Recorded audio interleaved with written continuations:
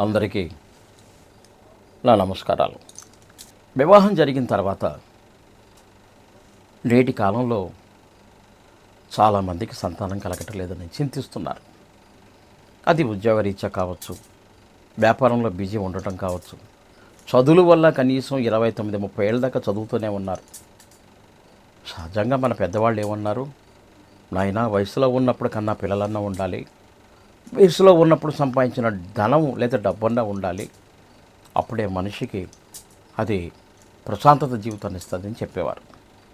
ఇదివరకటి రోజుల్లో పెళ్లి చేసినటువంటి సంవత్సరం తిరగకుండానే సంవత్సరం అప్పుడే సంతానం కలిగేవారు. మరి ఇప్పుడు అటువంటి పరిస్థితులు లేవు. సంతానం కావాలనుకున్నప్పుడు వైద్యులను సంప్రదిస్తే ఆడవాళ్ళకి సిస్టులు వచ్చినని, హార్మోన్ డిఫెక్ట్ అని, అండం విడుదలయ్యే ట్యూబ్స్ అని మూసుకుపోయి అని ఒక్కటేంటండి రకరకాలుగా చెప్తున్నారు. ఇక మగవాళ్ళ విషయం తెలిసిందే మీకు. వారికి కణాలు సరిగా లేవని, కణాలు యాక్టివేట్గా లేవని, ఎక్కువసేపు బ్రతకటం లేదని, దానివల్ల సంతానం కలగట్లేదని ఇక మందులు ఇస్తూనే ఉంటారు. కానీ మీరు నేటి కాలంలో అంటే దాదాపుగా 79-80 సంవత్సరాల ప్రాంతం నుంచి మీరు అబ్జర్వ్ చేసుకుంటూ జాతకాలు వస్తే మ్యాక్సిమం అందరికీ కూడా కాలసర్పదోషం వల్ల సంతానాలు చాలా ఇబ్బంది కలుగుతున్నారు. దానికోసం మనకు జ్యోతిష్ శాస్త్ర ప్రకారం ఏం చెప్తాం, మనం సంపూర్ణ కాలసర్పదోషం చేయించుకోండి లేదా సంతాన గోపాల పూజ చేయించుకోండి అని చెప్తుంటాం మనం. కానీ అవన్నీ డబ్బుతో ఖర్చును కూడుకున్న పనులు. మీరు చేయవలసింది ఏంటంటే మీ వివాహ తేదీ రోజున కానీ, మెయిన్ మీ ఇద్దరు వివాహ తేదీ సమయం రోజున కానీ, సంతానం కావాలంటే గురువు యొక్క అనుగ్రహం కావాలి కాబట్టి గురువారం రోజున కానీ 2 వెండి గోళీలను సంపాదించుకోవాలి. అది కూడా సూర్యోదయానికి ముందే స్నానం చేసి సూర్యోదయం గంట లోపల ఆ 2 గోళీలను తీసుకొచ్చుకొని ఎక్కడ పెట్టాలి, ఇష్టదైవం మందిరం దగ్గర పెట్టి వాటిని గంధము, పసుపు, కుంకుమాదులతో అలంకరించి పుష్పాదులతో అర్చన చేసి పాయసాన్ని నివేదనగా పెట్టి అప్పుడు 1 గోళీ స్త్రీ దగ్గర, మరొక వెండి గోళీ పురుషుడి దగ్గర ఉంచుకోవాలి. ఇది 108 రోజుల లోపల చాలా వరకు కొంతమందికి రిజల్ట్ వచ్చేస్తున్నది. కొంతమందికి కొంచెం టైం పట్టి 6 నెలలు కూడా టైం పడుతున్నది.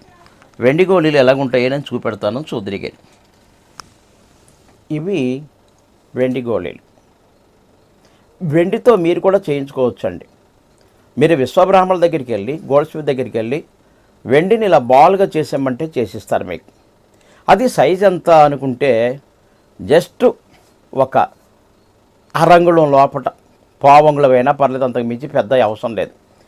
అటువంటి 2 గోళీలను ఇలా సంపాదించుకొని అది కూడా ఒక ప్లేట్లో, వెండి ప్లేట్లో కావచ్చు, రాగి ప్లేట్లో కావచ్చు, ఇతర ప్లేట్లో కావచ్చు పెట్టి వీటిపైన గంధం, పసుపు, కుంకుమాలు అలంకరించి శంఖపుష్పాలతో పూజ చేస్తే చాలా మంచిదండోయ్, చాలా అద్భుతంగా పనిచేస్తుంది.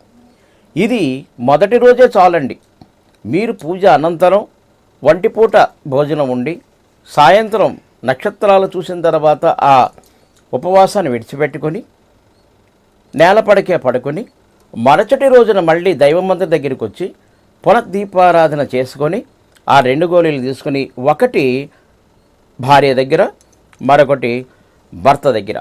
అంటే ఒకటి మీరు ముడి కట్టుకుని గుడ్డలో సంఖకు కట్టుకోవచ్చు, ఇక్కడ కట్టుకోవచ్చు, దండలకు కట్టుకోవచ్చు, లేదా మెడలోనూ కట్టుకోవచ్చు, లేదా మీ దగ్గర ఏ విధంగా అయినా దీన్ని భద్రపరచుకోవటం చేసుకుంటే తప్పనిసరిగా 108 రోజుల్లో మీకు మంచి రిజల్ట్ రావడానికి అవకాశం ఉంది. అయితే చూడండి, మీరు వాడే మందులు వాడుతూనే ఉండాలి. డాక్టర్ ఇచ్చినటువంటి సలహాలు పాటిస్తూ ఉన్నప్పుడు మాత్రమే మీ వెనకలుతాయి.